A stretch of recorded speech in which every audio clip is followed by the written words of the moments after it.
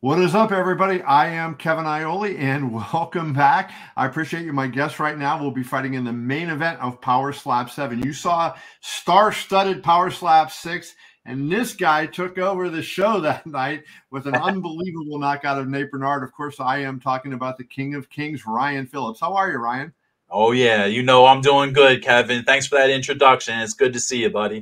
Good to see you as well. So, you were fighting Damien Dibell, a guy who is an interesting cat, wants to be a lawyer, wants to be a boxer, but right now he is the heavyweight champion in Power Slap. Looks pretty good, right? He looks like a contender to me. How do you deal with this guy? Yeah, he's definitely one of the greats. He was a super heavyweight champion in a previous organization, and now he's the heavyweight champion of Power Slap. So he's got amazing skill. One hell of a guy. He's, like you said, he's trying to be a lawyer, so he's very intelligent.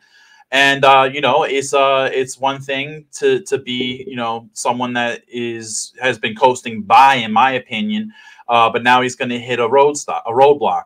The King of Kings is not a joke.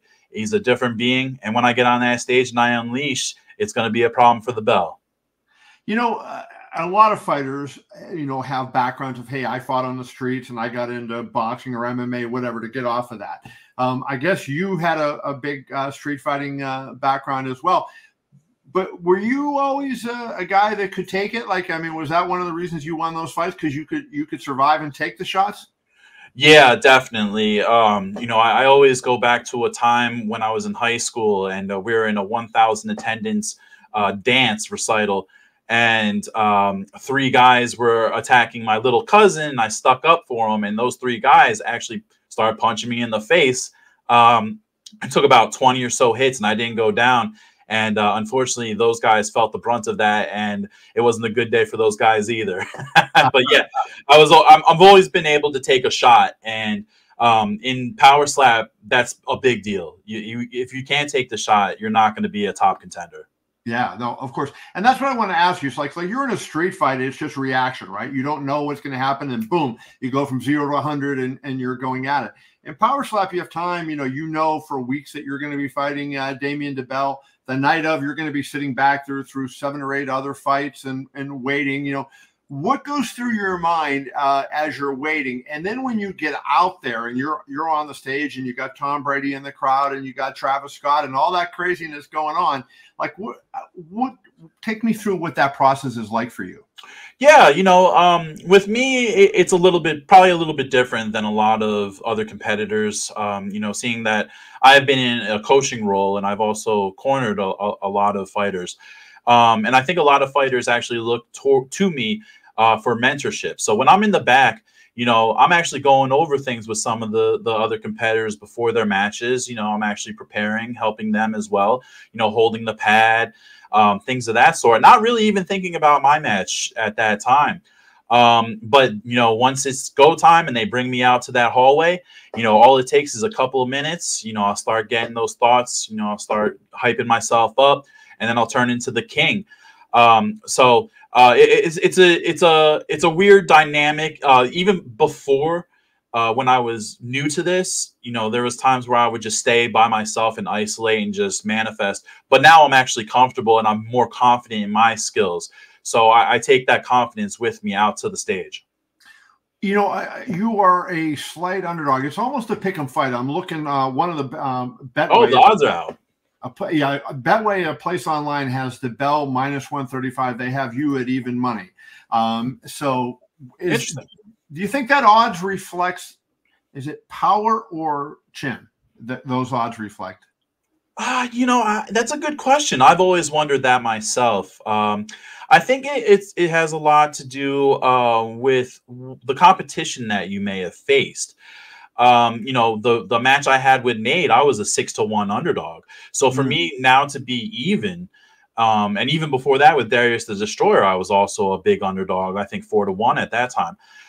So for them to show me as even, if not close to the bell, even odds, I think that's representative of the people that I have faced and the performances that I have also had.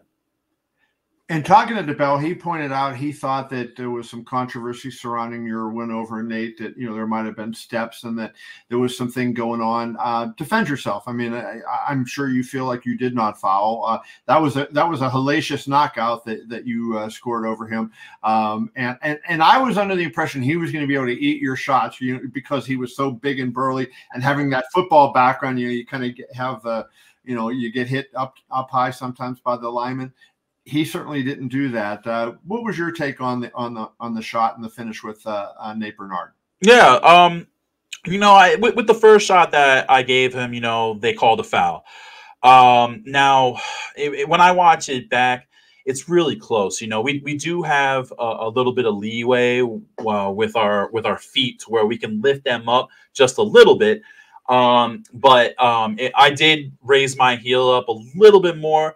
But I thought it was more when I made the contact and then after the contact, which is fine. You can do that. And also the fact that the call was way late. I mean, they gave Nate about 3 minutes of recovery time. I thought it was kind of odd, but my second shot was perfect. There was, you know, a perfect heel lift. It wasn't high at all. And yeah, I don't see what he's saying. Maybe he needs to go over the rules again. You know, he's a lawyer. Can't really trust a lawyer too much is what I always say. So, you know, maybe he's just trying to tell himself that I fouled, thinking that maybe when I hit him the first time, because I'm probably going to knock him out in the first round, that he's probably going to get the disqualification. Which isn't going to happen. Is, you know, I was looking at the some of the force numbers for some of these fighters, and the difference when you go from like middleweight or light heavyweight to heavyweight and super heavyweight is an incredible difference, right? The you know, Power Slap is measuring the, you know, the force that you guys are being hit with. And tell me, this is a weird question, but what does that feel like? Does the world start spinning when you get whacked? Like, what is that like? Yeah, it really depends. You know, I probably have the best example because I took 2 from Nate. And as you said, you know, Nate's a Mack truck. The guy is built like the juggernaut. And of course, he has tons of power. So, you know, when I got hit by Nate the first time, unfortunately, it was a club and he hit me in the ear. But I'll tell you what, Kevin, my ear, it felt like it was this big, man. I even asked Austin Turpin, my coach at the time, I was like, hey, is my ear okay? Because it felt like it was like this large. Yeah. And then the second hit I took, surprisingly, and a lot of people don't know this, but the second hit I took actually kind of blinded me for a little bit. I didn't show it. You know, you got to stay up there and relax. But inside it was a little bit of panic came about because I was like, oh boy, my sight's gone. But it came back and then, you know, I was able to finish the job. So really different opponents give you different sorts of looks as far as taking the shot. But all in all, you know, for me with my defense and how my technique is, it's a lot of pressure rather than pain. Sure. But anything can happen. It just depends on who you're facing.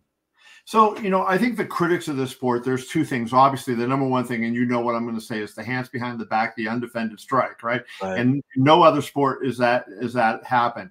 So that's number one. But then the other thing is, you know, that saying you're going to get brain damage or ear damage. And I know I've talked to a lot of fighters. I've covered enough of the fights now. You know, hey, we don't know what's going to happen in the future, right? You're in a combat sport and we don't know what's going to happen in the future. But there haven't been the catastrophic injuries so far. And Frank Lemichello, the president of Power Slap, is keeping pretty close statistics on, you know, transports to the hospital and what the injuries actually are. When after you get away from it and the adrenaline's going down and maybe you're back in your hotel room or even the next morning when you wake up, I mean, do you feel the fact that you were in a competition the night before? Is your jaw sore? Do you have headaches? You know, what is it like in the aftermath of a slap fight? Yeah, well, I've been lucky enough not to get seriously injured after my fights. I think the most damage that I've taken so far was against Dwayne Crespo. But honestly, you know, after Nate, I didn't feel anything. I didn't even have to ice up. After Darius, I had no pain, no nothing, maybe a scratch or 2. Dwayne, I had a lot of swelling. My face, I like to call it pancake face. Right. It was just a big like, bleh, you know, for a little while there. But You know, everything comes to. I haven't had any serious like headaches or anything or any sort of brain, you know, anything that's connected to brain injuries or anything of that. No loss of memory. I still am able to work and do things at a high level like I've always been. So there's really no difference. But you know, the data speaks for itself. We have less people going to the hospital than MMA and bare knuckle events. You know, it's way safer than people give it. And you have to also understand this isn't a punch, this is a slap. Right. So, you know, a punch obviously is going to do a ton of damage. But taking, you know, 1, 2, 3 slaps in a night, or, you know, with our championship fights, it's 5.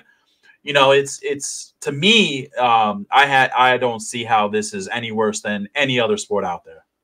You know, people are nuts, and they, you know, so they go up to fighters in the bars and restaurants, and they want to challenge, right? And like the last thing I want to do is go up to a fighter who's drinking and taunt him or something, right? I don't want to taunt them at any time, let alone when they're drinking, and they might not be thinking clearly. But I'm wondering, do you have, now that you're getting a little notoriety, you're fighting for the title, you've been on Rumble, you know, you're getting some attention in the media. Do people come up to you, and do you have people say, hey, you know, slap me? Or, you know, you see these morons that get kicked by MMA fighters. They stand there, right? Like, are you finding people wanting you to whack them? Yeah, I've had people approach me and say, you know, oh, I can take it. You know, why don't you give me one? But, you know, I'm a professional. You know, we're professionals now, so we have to act like professionals. And I always back them away. You know, I don't care what they offer, because some of them actually offered me money to give them a shot. And I'm, you know, no, I'm not about that. You know, I want to be, you know, down the line, and I want to be that pro athlete. I want to set the standard for slap. We're a new sport. We should all be acting, you know, as a UFC athlete should, or you know, any sort of professional athlete like an NFL or NBA athlete. So when I do get approached for that, but I'm always pushing them away. And if it comes to a point where they're like, hey, no, I really want you to slap, you know, I'll tell them to sign up. I'll give them the website. There you go. You know, I wonder, the next generation, like, so, you know, we see MMA has improved dramatically in the last, you know, 25 years, right? The 30 years since that it started, you know, where it was single discipline, and you had to learn, if you weren't a jiu-jitsu fighter, you were in trouble against Royce Gracie, right? And now, you know, everybody knows how to do everything, and they mix things together phenomenally. We're in the early days of power slap and of slap fighting. So how does it get better? Because it seems like, you know, you don't have the multiple disciplines of technique like you have in MMA, and even for that matter in boxing, where slipping punches, shoulder rolls, and, you know, using your legs for defense and all that. You don't have those options in power slap. So how does the sport evolve to another level? Yeah, I always say that this sport is 20% physical and 80% mental. I believe that, you know, a lot of guys will start understanding more as they get up there that you can't have any doubt in yourself. You have to go up there, and you have to really have that confidence that you're going to win. And I think there's a kind of like a gray area. There's like a you kind of get scared, you kind of get excited, and the adrenaline's flowing. And, you know, I think all of us, especially me, you know, as having more matches, I'm gaining a lot more confidence. Seeing that I can take shots from 300-pound guys, that's giving me a ton of confidence. Having a one-shot KO, that's a lot of confidence, you know. So I'm gaining confidence as I'm going on, and it's just making me better and better. So I think that's something that you'll see happen to all the other athletes. But as far as like skill-based things like technique or defense, I think a lot of guys are still trying to figure it out. I think I have the blueprint myself. In which I teach some people. I don't give it out to everyone, but there's some people out there that you'll notice, you know, picking up some things that I put down. So there are, you know, there's a lot of things to learn. People think that our defense is just standing there with a stick behind our back, just waiting for it. That's further from the truth. You know, there's a lot of things like flexing your muscles in your cheeks, your face, you know. How do I bite? You know, do I bite just this side, or do I bite the whole thing? There's a lot of little intricacies that aren't really thought of unless you are an athlete for power slap. So hopefully that type of technique will be introduced. And we're supposed to have like a combine, I believe, in the future. Dana was talking about. So that right there shows you that the progression will be coming. And I think you'll be seeing a lot of great fights from that. You know, I want to just ask you this question about, since I've been, at 3 shows now, what I have noticed is that the people they get excited about a knockout, right? But I think they get more excited when somebody takes a shot, right? Like that when Sheena Bathory took the shot from her, not the last opponent, but the one previous, and she blew the kiss at the girl, right? The place went nuts when she did that. And do you find that odd? Like, you know, they're not so much, they like knockouts, but of course they like it when you're able to eat the shot even more, I think. Yeah, you know, it's really cool when you can eat the shot and you can, you know, pull that taunt off. You know, I like to do the handshake, pulling it back type deal. And, you know, it's entertaining, you know, but, you know, also you see that, but you also look at their opponent afterwards and you see how that affects them too. And that's also another thing that plays into it, because you can literally see the confidence just drain from them after you take that shot and you're still standing. So yeah, I think it's more entertaining to see the person take the shot as opposed to the knockout. Although if it's a spectacular knockout, let's say a la Vern Cathy, you know, where the guy's hitting his head, bouncing off the table and flying backwards, I mean, that's equally as entertaining. So there's a lot, you know, there's a lot of viral moments that can come out of these matches. Yeah, it is pretty crazy. Well, on April 12th, the night before UFC 300 at UFC Apex, Ryan Phillips will be challenging Damien Dibell for the Power Slap Heavyweight Championship at Power Slap 7. Ryan, good to talk to you, my friend. I wish you the best of luck. #1 gun, baby. Tune in. See y'all later.